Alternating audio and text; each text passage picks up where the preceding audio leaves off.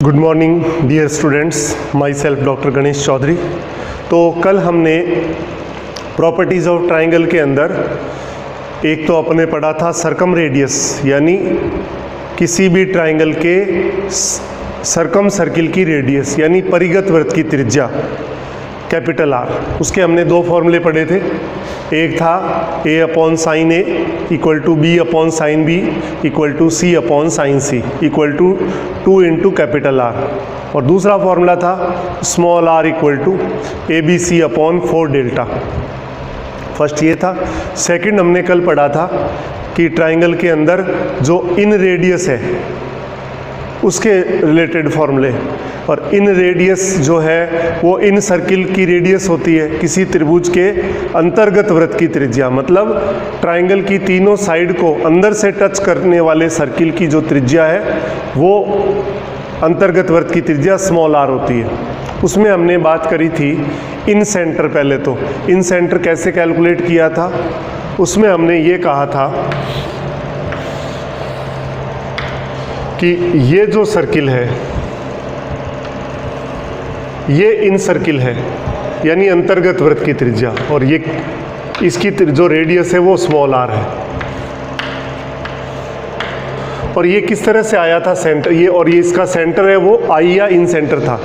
तो ये जो अंतःकोण इंटीरियर एंगल है उनके जो एंगल बाइसेक्टर्स हम कैलकुलेट करेंगे।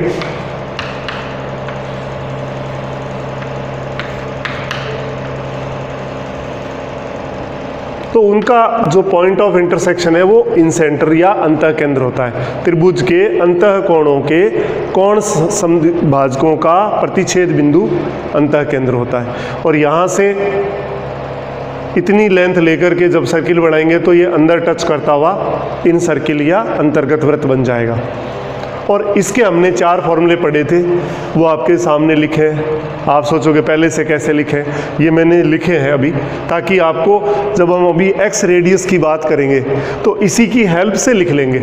तो ये अगर हमें लर्न है तो एक्स रेडियस वाले को हम डिराइव नहीं करेंगे, डायरेक्ट लिख देंगे ताकि हमारा टाइम बचे। और मेथड आपको मैंने इसमें बता दिया, तो वो इसकी हेल्प से वो आप बहुत ईजीली लर्न कर सकते हो। तो कैसे, देखिए, तो यहाँ पे 4 फॉर्मूले आपके सामने हैं। पहला है small r equal to delta upon S. Delta क्या है, एरिया ऑफ ट्राइंगल, और एस है सेमी पेरीमीटर ऑफ ट्राइंगल, त्रिभुज का अर्ध परिमाप। एस जो है वो a plus B plus C by 2 होता है, और डेल्टा हीरोज के फॉर्मूले से S minus A, S minus B और एस माइनस सी, ये होता है। तो पहला small r equal to delta upon S. Second formula आपके पास है यहाँ पे s minus A small r equal to s minus A tan A by 2 equal to s minus B tan B by 2 equal to s minus C tan C by 2। ठीक, तो इसमें ये अपने पास आया। थर्ड आपके पास है small r equal to A upon cos A by 2, और बाकी दोनों साइन में आएंगे, sine B by 2 sine C by 2 half angle में। और इसी तरह r equal to A upon cos B by 2, बाकी दोनों किस में आएंगे, साइन में आएंगे, sine A by 2 sine C by 2। Small r equal to A upon cos C by 2, बाकी दोनों साइन में आएंगे, sine A by 2 sine B by 2। और small r equal to 4r sine A by 2 sine B by 2 और sign C by 2। ये थे इन radius के फॉर्मूले। अब हम बात करना चाह रहे हैं x radii of A triangle, किसी त्रिभुज के बहिस्वृत्तों की त्रिज्याएं R1, R2 और R3 तीन होती है इसमें। X radii of A triangle, triangle के एक्स सर्किल्स की जो रेडियस है वो एक्स रेडियस होती है। R1, R2, R3 किसी त्रिभुज के बहिस्वृत्तों की त्रिज्या है। अब कैसे बनेगा वो समझिए पहले। जैसे ये आपने कोई ट्राइंगल ले लिया ए, बी और सी। ए के रेस्पेक्ट में पहले मैं एक्स सर्किल बनाऊंगा, उसका सेंटर हो गया एक्स सेंटर I1 और उसकी रेडियस है वो एक्स रेडियस R1 हो जाएगी। तो ए के रेस्पेक्ट में चाहिए तो ए से पास होने वाली साइड को आप और आगे, आपने इसको और आगे बढ़ा दी। अब जो एक्सटीरियर एंगल है बी और सी, उनका एंगल बाइसेक्टर कैलकुलेट करो।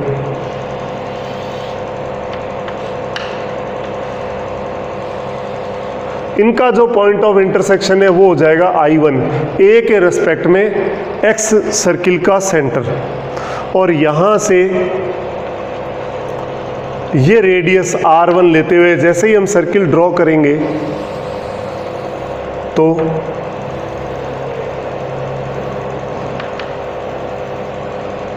इस तरह का सर्किल आ जाएगा। तो ex circle of triangle with respect to vertex A वो ये बनेगा, उसका सेंटर होगा एक्स सेंटर I1 और उसकी रेडियस होगी एक्स रेडियस R1। ए के रेस्पेक्ट में R1, बी के रेस्पेक्ट में R2 और सी के रेस्पेक्ट में R3, ऐसे तीन बनेंगे।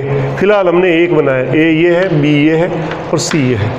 तो ए के रेस्पेक्ट में R1 होगी, जो वर्टेक्स ए के रेस्पेक्ट में एक्स सर्किल बनेगा उसकी रेडियस R1, वर्टेक्स बी के रेस्पेक्ट में इस साइड में जो सर्किल बनेगा उसकी रेडियस R2 और सी के रेस्पेक्ट में एक्स सर्किल इधर बनेगा उसकी रेडियस R3। यानी त्रिभुज ABC में शीर्ष ए के सापेक्ष जो बहिस्वृत्त है उसकी त्रिज्या R1, बी के सापेक्ष बहिस्वृत्त इधर बनेगा उसकी त्रिज्या R2 और सी के रेस्पेक्ट में जो बहिस्वृत्त बनेगा वो इधर बनेगा उसकी त्रिज्या R3। तो R1, R2 और R3 के बारे में हमें बात करनी है। तो देखिए उधर जो फॉर्मूले लिखे हैं बिल्कुल उसके पैरेलल हमें फॉर्मूले लिखने हैं। 4 फॉर्मूले हैं इसमें भी, तो आप ध्यान दीजिए किस तरह से हम इसको लिख सकते हैं। सबसे पहला है, वहाँ है R = डेल्टा अपॉन S। यहाँ पे पहला फॉर्मूला हमें चाहिए R1 चाहिए, तो यहाँ पे S को S माइनस ए से रिप्लेस कर दीजिए, तो डेल्टा अपॉन क्या आ गया S माइनस ए। और R2 चाहिए तो डेल्टा अपॉन S में S को S माइनस बी से रिप्लेस कर दीजिए, तो delta upon S minus B. और R3 चाहिए तो S को S माइनस सी से रिप्लेस कर दीजिए, तो डेल्टा अपॉन क्या हो जाएगा S माइनस सी। तो जो पहला फॉर्मूला वहाँ है R = डेल्टा अपॉन S, उसको हमने R1, R2, R3 के लिए यूज़ करना है। तो S को क्या लिखा S माइनस ए, तब R1 बन गया। S को S माइनस बी लिखा तो R2 बन गया। S को S माइनस सी लिखा तो R3 बन गया। अब सेकंड में देखिए, सेकंड में लिखा है यहाँ पे R = S minus A tan a/2 = S minus B tan b/2 = S minus C tan c/2। तो मैंने कहा यहाँ तो S की जगह S माइनस ए कर दो, और यहाँ S माइनस ए है तो उसकी जगह S कर दो। तो जब हम S माइनस ए को S लिखेंगे तो R1 आ जाएगा, S माइनस बी को S लिखेंगे तो R2 आ जाएगा, S माइनस सी को S लिखेंगे तो R3 आ जाएगा। कैसे? R1 क्या हो जाएगा S tan a/2, R2 S tan b/2 और R3 S tan c/2। हो गए 3। तो ये हो गया सेकंड वाला कंप्लीट। थर्ड में क्या है, ये 3 फॉर्मूले हैं R के लिए हाफ एंगल्स में। तो इतना ही करना है, a/cos a/2, जहाँ पे साइन दिख रहे हैं साइन को कॉस में चेंज कर दो, तो a वाला R1 हो जाएगा, b वाला R2 हो जाएगा और c वाला R3 हो जाएगा। पहले जहाँ जहाँ इसमें साइन दिख रहा है उसको कॉस में कन्वर्ट कर दो, और a वाला R1, b वाला R2 और c वाला R3 हो जाएगा। तो R1 क्या हो गया a/cos a/2 cos b/2 into cos c/2। R2 है b/cos b/2 cos a/2 cos c/2 और R3 = c/cos c/2 और cos a/2 और cos b/2।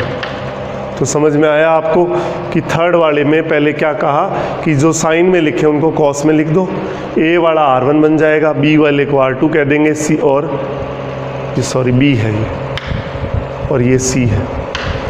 ए वाला R1 मतलब ये तो R के थे, ए वाला R1 बन जाएगा, इन सबको कॉस में कन्वर्ट कर देंगे तो बी वाला R2 हो जाएगा, सी वाला R3 हो जाएगा। तो ये आपने आपके सामने लिख दिए। अब उसके बाद जो फोर्थ फॉर्मूला है उसको देखिए, इसमें क्या करेंगे, देखो R1 चाहिए तो साइन A/2 रहेगा, बाकी दोनों कॉस में हो जाएंगे।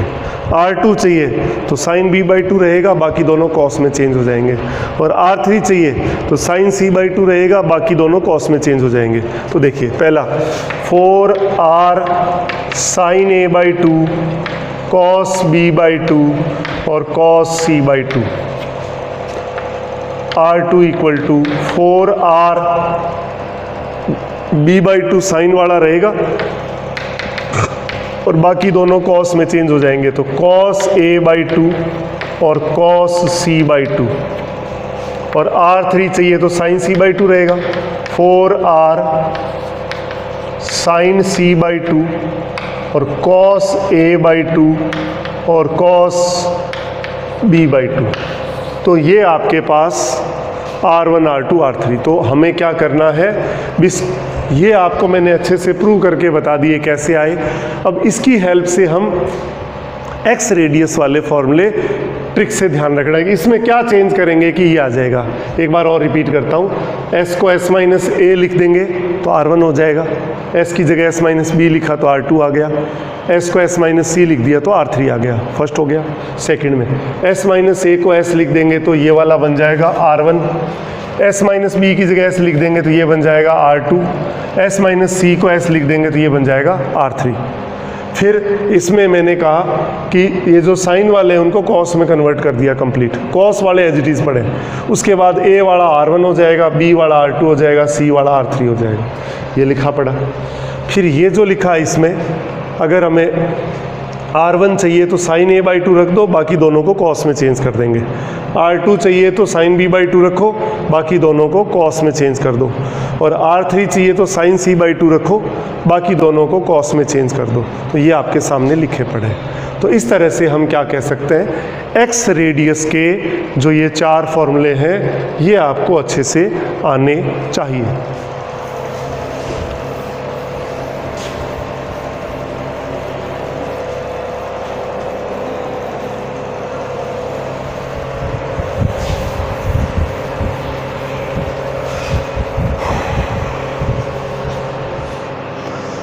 और जैसे हम टॉपिक कंप्लीट कर लेंगे तो इसमें जो प्रीवियस ईयर में जेई मेंस और जेई एडवांस से रिलेटेड जितने भी क्वेश्चंस आए हुए हैं वो सारे हम ऑलमोस्ट डिस्कस करेंगे, ताकि आपको पता चले कि आपने जब टॉपिक कंप्लीट कर लिया अब इससे रिलेटेड क्वेश्चंस कैसे आते हैं और हम उसको मतलब ये फॉर्मूलेज वगैरह हमने क्वेश्चंस भी कर रहे हैं साथ साथ प्रैक्टिस के लिए, उसमें कैसे अप्लाई करना है ये आपको पता लग जाएगा। अब हम बात करना चाह रहे हैं इनसे रिलेटेड क्वेश्चंस की।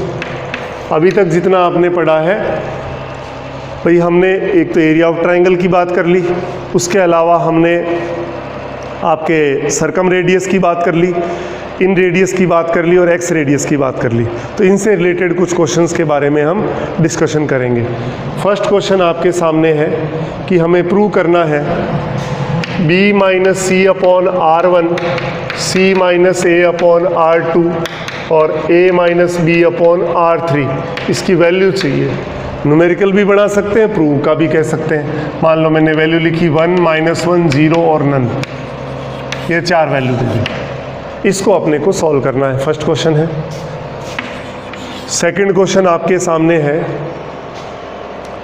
R1 इक्वल टू दे रखा है R2 plus R3 plus R, then to prove triangle ABC is right angled triangle. ये दे रखा है तो त्रिभुज ABC एक समकोण त्रिभुज होना चाहिए, ये प्रूव करना है। क्वेश्चन कैसे पूछ लेगा, ये दे दिया और कह दिया कि ट्राइंगल ABC होगा। अब उसमें राइट एंगल ट्राइंगल दे दिया, इक्विलेटरल ट्राइंगल दे दिया, आइसोस्केलस ट्राइंगल दे दिया और स्केलन ट्राइंगल दे सकता है या राइट एंगल आइसोस्केलस ट्राइंगल कह सकता है। मतलब अगर ये दे रखा है तो त्रिभुज कौन सा होगा, समकोण त्रिभुज, समद्विबाहु त्रिभुज, समबाहु त्रिभुज विषम बाहु त्रिभुज। इस तरह से 4 ऑप्शन दे सकता है। तो ये दूसरा क्वेश्चन है। तीसरा क्वेश्चन आपके सामने है,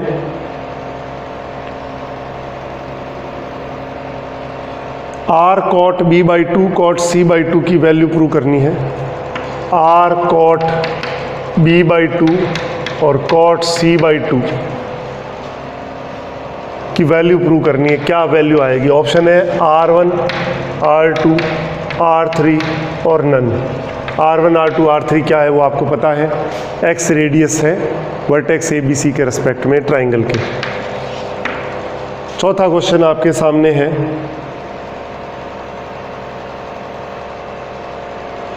कि in right angled triangle to prove small r into 2 into capital R, small r plus 2 into capital R equal to S, या यूं भी कह सकते हैं राइट एंगल ट्राइंगल के अंदर small r plus 2 into capital R की वैल्यू होगी। ऑप्शन दे दिया S, 2S, 3S और 4S, या चौथा ऑप्शन नन भी दे सकते हैं। पांचवा क्वेश्चन है कि R1, R2, R3 HP में है। If R1, R2, R3 are in HP then A, B, C are in, option है AP, GP, HP और नन। तो इन 5 क्वेश्चंस के बारे में पहले बात करते हैं, फिर आगे और करेंगे। देखिए, पहले क्वेश्चन में आपके सामने है इसकी वैल्यू चाहिए, तो हमारे पास हमें R1, R2 और R3 का फॉर्मूला हमारे पास होना चाहिए। तो सबसे इजीएस्ट फॉर्मूला सबसे पहले था, पहले क्वेश्चन में R1 हमारे पास था delta upon S minus A, और R2 है delta upon S minus B, और R3 है delta upon S minus C. ये वैल्यू इसमें पुट करें अपन, तो B minus C upon R1 delta और S माइनस ए ऊपर आ गया, और फिर है C माइनस ए डेल्टा और ये S माइनस बी आ गया, और फिर A माइनस बी R3 है तो डेल्टा और ये S माइनस सी आ गया। 1 अपॉन डेल्टा बाहर निकाल दिया, मल्टीप्लाई करनी पड़ेगी। S को इससे गुणा, S कॉमन ले लूँ, S को इससे गुणा किया तो B माइनस सी आएगा, प्लस S को इससे गुणा किया तो C माइनस ए आएगा, फिर S को इससे गुणा किया तो A माइनस बी आएगा, और उसके अलावा प्लस माइनस ए को इससे किया तो minus A B plus A सी आ गया, माइनस ए को बी से किया माइनस ए बी और plus A C, minus B को इससे किया तो माइनस बी सी और प्लस ए बी आ जाएगा, माइनस सी को इससे किया माइनस ए सी प्लस बी सी आ गया। तो 1 अपॉन डेल्टा बाहर पड़ा है, देखिए बी से बी कट गया, ए से ए कट गया, सी से सी कट गया, एस इंटू 0 आ गया, प्लस माइनस ए बी से plus A B, minus B C से plus B C, plus A C से माइनस ए सी कट गया। तो ये क्या आ गया, 0 अपॉन डेल्टा इक्वल टू 0, 0 इसका आंसर आ गया। तो बहुत इजी क्वेश्चन था, ये इसका आंसर। फर्स्ट क्वेश्चन कंप्लीट हुआ। अब सेकंड क्वेश्चन के बारे में बात करनी है। सेकंड क्वेश्चन में क्या करना पड़ेगा आपको, सेकंड में दे रखा है R1 equal to R2 plus R3 plus R। तो हमें बताना है कि triangle ABC right angle triangle है, मतलब पाइथागोरस थ्योरम आनी चाहिए, किसी एक साइड का स्क्वायर इक्वल टू बाकी दोनों साइड के स्क्वायर का सम। मतलब या तो A square equal to B square plus C square आ जाए, या B square equal to C square plus A square आ जाए, या C square equal to A square plus B square आ जाए। तो देखिए इसमें क्या करें, एक आर को इधर ले आता हूँ, R1 minus R equal to R2 plus R3।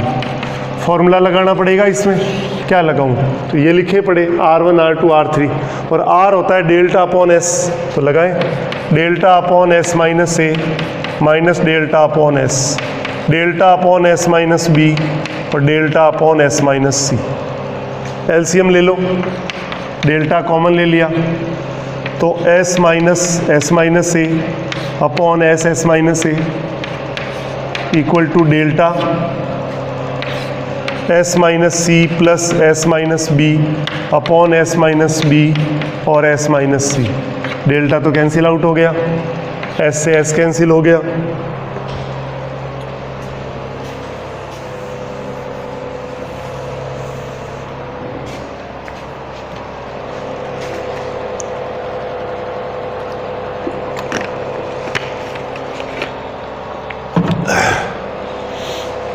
अब देखिए आपके पास ऊपर आया a upon S S minus A equal to 2s minus B plus C बटा एस माइनस बी और एस माइनस सी। इससे क्या हो जाएगा, a upon S S minus A, 2s होता है a plus B plus C, तो a आ गया, a upon S minus B और s minus C, a cancel हो गया, क्रॉस मल्टीप्लाई किया तो s minus B S minus C equal to S minus A हो गया। मल्टीप्लाई कर दें, S square minus S C minus S B plus B C is equal to S square minus A S square से S square cancel हो गया, B C उधर पड़ा है, इन दोनों को इधर लाके एस कॉमन ले लूँ तो B plus C minus A आ जाएगा। एस की वैल्यू पुट कर दूँ तो B C equal to S होता है A plus B plus C upon 2 और ये है B plus C minus A, 2 तो उधर चला गया तो 2bc आ गया इक्वल टू, देखो b plus C minus A और ये b plus C plus A, तो मैं क्या लिख सकता हूँ सीधा b प्लस सी का whole square minus A square, तो ये आ गया 2bc equal to B square plus C square plus 2bc minus A square. 2bc से 2bc कट गया तो रिजल्ट आपके पास आया A square equal to B square plus C square. आ गई पाइथागोरस थ्योरम। तो इसका मतलब एंगल ए जो है वो 90 डिग्री होगा, तो implies triangle A B C is right angled triangle. त्रिभुज ए बी सी क्या हो जाएगा, एक समकोण त्रिभुज हो जाएगा। तो ये आप इजीली देख सकते हैं। अब देखिए अपन, ये क्वेश्चन नंबर आपने सेकंड कंप्लीट कर दिया।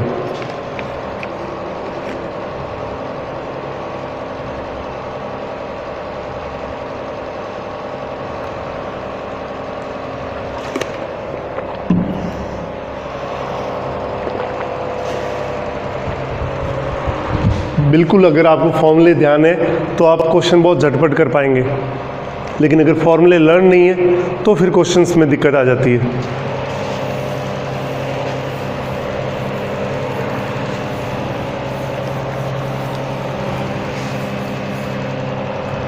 तो आपने थर्ड देखिए, अब थर्ड में आपके पास क्या है, r cot b/2 cot c/2, इसकी वैल्यू चाहिए हमें।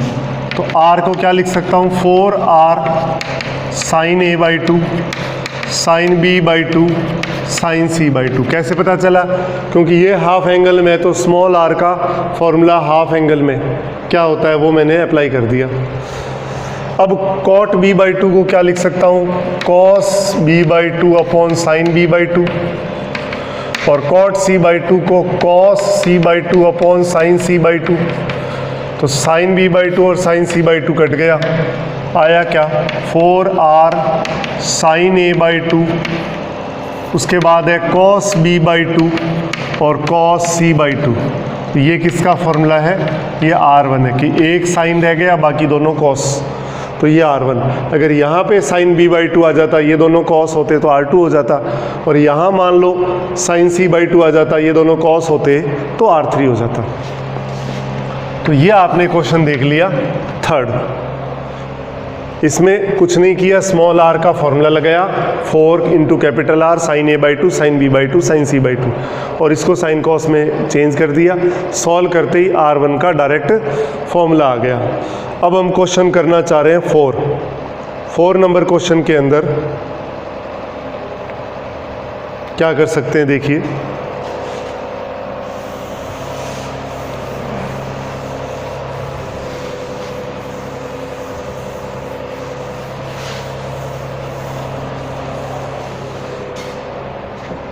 फोर नंबर क्वेश्चन के अंदर ये कह रहा है राइट एंगल ट्राइंगल। ये कोई मैंने राइट एंगल ट्राइंगल ले लिया, ए बी और सी, ये इसका मैंने सर्कम सर्किल, ये ए है तो रेडियस जो है कैपिटल आर ये होती है, small R into 2 into capital R equal to S, ये हमें प्रूव करना है। तो small R plus 2 into capital R, इसकी वैल्यू हमें चाहिए।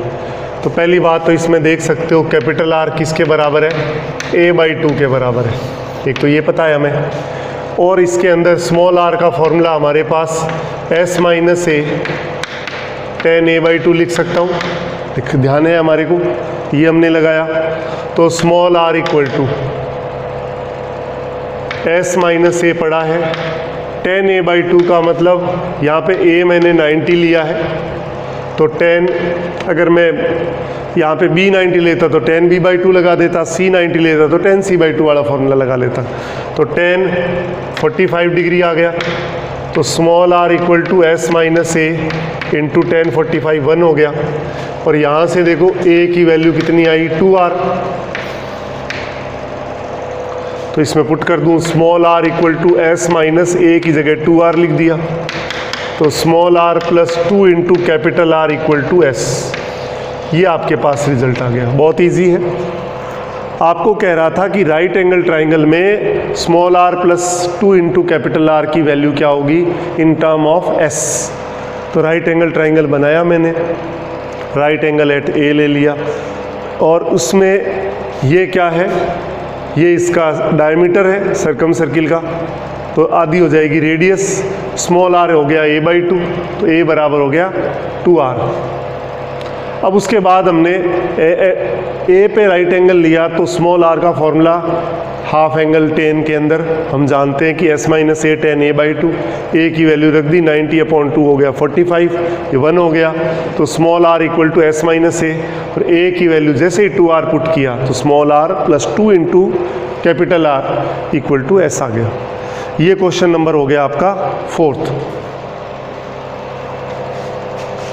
अब क्वेश्चन नंबर 5 देखें।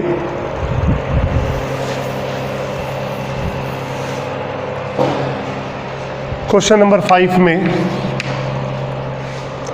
R1, R2, R3 R इन HP, पहले तो देख लो थोड़ा सा कि AP, GP, HP है क्या। AP मैंने आपको बताया था कि अगर A, B, C AP में है तो AP क्या होता है, अर्थमेटिक प्रोग्रेशन या समांतर श्रेणी, ये आपने 9th-10th में भी पढ़ रखी है। तो आप जानते हो 2B equal to A plus C होता है, मतलब ये माइनस ये बराबर ये माइनस ये, B minus A equal to C minus B, कि हर एक टर्म और उसकी प्रीवियस टर्म, उसके पहले वाली का अंतर या डिफरेंस हमेशा इक्वल होता है। जैसे 1 2 3 4 5 6 7 8 9 10 क्या है, AP है। कोई भी टर्म और उसके पहले वाली टर्म का डिफरेंस देख लो, इक्वल आना चाहिए हमेशा, तो ये तो AP का होता है। GP क्या होती है, अगर A B C GP में है तो क्या होता है, किसी भी टर्म और उसके पिछली टर्म का रेशियो हमेशा इक्वल होता है, मतलब B² इक्वल टू AC। अगर GP है तो ये आना चाहिए। HP जो है ABC, अगर HP में है, HP जो है एक्चुअल में हार्मोनिक प्रोग्रेशन या हरात्मक श्रेणी, AP यानी अर्थमेटिक प्रोग्रेशन या समांतर श्रेणी, GP यानी ज्योमेट्रिक प्रोग्रेशन या गुणोत्तर श्रेणी। HP जो है AP का जो उल्टा होता है वो HP होता है, और HP को उल्टा कर देंगे तो AP बन जाएगी। तो HP का हमें नहीं पता, तो इसका उल्टा यानी रेसिप्रोकल या व्युत्क्रम किया तो ये किस में आना चाहिए, AP में। और AP अगर 3 टर्म AP में तो क्या लिखा, 2 इंटू मिडल टर्म बराबर फर्स्ट प्लस थर्ड, 2 इंटू मध्य पद बराबर पहला पद प्लस तीसरा पद, तो 2 इंटू मिडल टर्म 1/B, पहला टर्म प्लस तीसरा टर्म, तो 2/B इज इक्वल टू, अगर 1/A प्लस 1/C ऐसा भी लिख के छोड़ सकते हैं। और आगे ले तो 2/b equal to AC, LCM ले लिया तो A प्लस C भी लिख सकते हैं, और आगे लूँ तो B इधर ले लूँ और इसको इधर भेज दिया तो B इज इक्वल टू आ जाएगा 2AC बटा A प्लस C। जो भी हमें इजी गोइंग में दिखे वो काम हमें इसके लिए करना है। तो ये कुछ थोड़ा सा बेसिक बताया है कि AP और GP और HP अभी तक हमने अपन नहीं पढ़ा है, तो हमें पता होना चाहिए। AP तो हमने 10th में पढ़ा हुआ है। GP आप देख सकते हो 3 टर्म GP में हो, जैसे एग्जाम्पल लिया आपने इसका 1, 4 और 8, आप देख सकते हो ये GP का एग्जाम्पल है। 4 में 1 का डिवाइड कर दो 4 आएगा, 16 में 4 का डिवाइड कर दो 4 ही आएगा। और AP में आप जानते ही हो 1, 3, 5, ये AP का एग्जाम्पल हो गया। और HP का एग्जाम्पल देखना है तो AP को उल्टा लिख दो, 1 का उल्टा 1 ही होता है, 1/3 और 1/5। AP का उल्टा HP होता है, तो ये देख सकते हैं। अब इस क्वेश्चन को देख लेते हैं 5 नंबर को।